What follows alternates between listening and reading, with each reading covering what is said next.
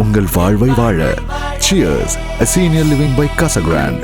Life begins at 50. தற்போது வந்துள்ள அண்மை செய்தி. சென்னை உயர்நீதிமன்ற நீதிபதி ஜி.ஆர். சுவாமிநாதனுக்கு எதிரான புத்தகத்தை பறிமுதல் செய்யவும் அதன் விற்பனைக்கு தடை விதிக்கவும் சென்னை உயர்நீதிமன்றம் உத்தரவிட்டுள்ளது.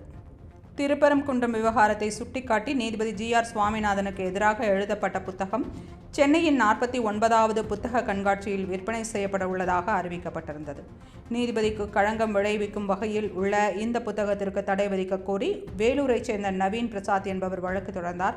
இந்த வழக்கு தலைமை நீதிபதி எம். ஸ்ரீவத்சவா மற்றும் நீதிபதி ஜி. அருள்முருகன் அமர்வில் விசாரணைக்கு வந்தது. அப்போது புத்தகத்தில் உள்ள அவதூறான வார்த்தைகளை கண்டு அதிருப்தி அடைந்த நீதிபதிகள் அறிவுசார் தடமான புத்தக கண்காட்சியில் இதுபோன்ற செயல்களுக்கு அனுமதி வழங்க முடியாது என தெரிவித்தனர். இதுகுறித்து அளிக்கப்பட்ட புகாரின் மீது ஏன் நடவடிக்கை எடுக்கவில்லை என தமிழக அரசுக்கு கேள்வி எழுப்பினர்.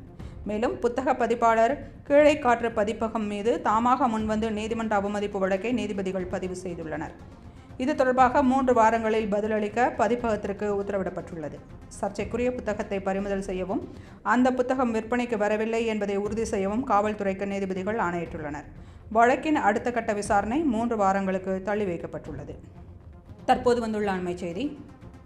சென்னை உயர்நீதிமன்ற நீதிபதி ஜி.ஆர். சுவாமிநாதனுக்கு எதிரான புத்தகத்தை பறிமுதல் செய்யவும் அதன் விற்பனைக்கு தடை விதிக்கவும் சென்னை உயர்நீதிமன்றம் உத்தரவிட்டுள்ளது.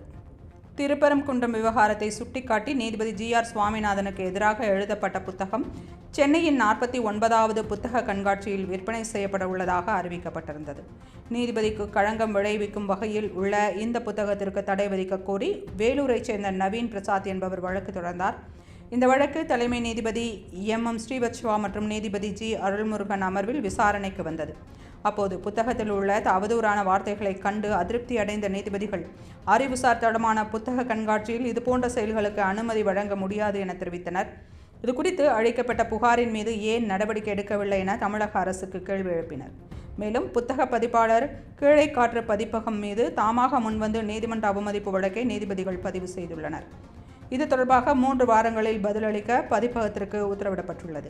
சர்ச்சைக்குரிய புத்தகத்தை பறிமுதல் செய்யவும் அந்த புத்தகம் விற்பனைக்கு வரவில்லை என்பதை உறுதி செய்யவும் காவல்துறைக்கு நீதிபதிகள் ஆணையிட்டுள்ளனர். வழக்கின் அடுத்த கட்ட விசாரணை 3 வாரங்களுக்கு தள்ளி வைக்கப்பட்டுள்ளது. தற்போது வந்துள்ள அண்மை செய்தி. சென்னை உயர்நீதிமன்ற நீதிபதி ஜி.ஆர். சுவாமிநாதனுக்கு எதிரான புத்தகத்தை பறிமுதல் செய்யவும் அதன் விற்பனைக்கு தடை விதிக்கவும் சென்னை உயர்நீதிமன்றம் உத்தரவிட்டுள்ளது.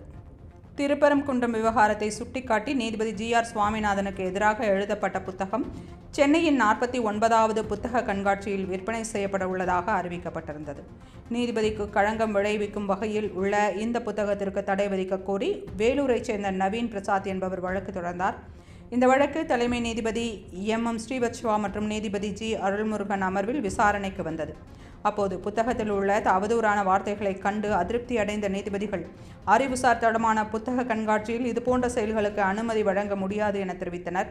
இதுகுறித்து அளிக்கப்பட்ட புகாரின் மீது ஏன் நடவடிக்கை எடுக்கவில்லை என தமிழக அரசுக்கு கேள்வி எழுப்பினர். மேலும் புத்தக பதிப்பாளர் கீழைக்காற்று பதிப்பகம் மீது தாமாக முன்வந்து நீதிமன்ற அவமதிப்பு வழக்கை நீதிபதிகள் பதிவு செய்துள்ளனர். இது தொடர்பாக 3 வாரங்களில் பதிலளிக்க பதிப்பகத்திற்கு உத்தரவிடப்பட்டுள்ளது. சர்ச்சைக்குரிய புத்தகத்தை பறிமுதல் செய்யவும் அந்த புத்தகம் விற்பனைக்கு வரவில்லை என்பதை உறுதி செய்யவும் காவல்துறைக்கு நீதிபதிகள் ஆணையிட்டுள்ளனர். வழக்கின் அடுத்த கட்ட விசாரணை 3 வாரங்களுக்கு தள்ளி வைக்கப்பட்டுள்ளது.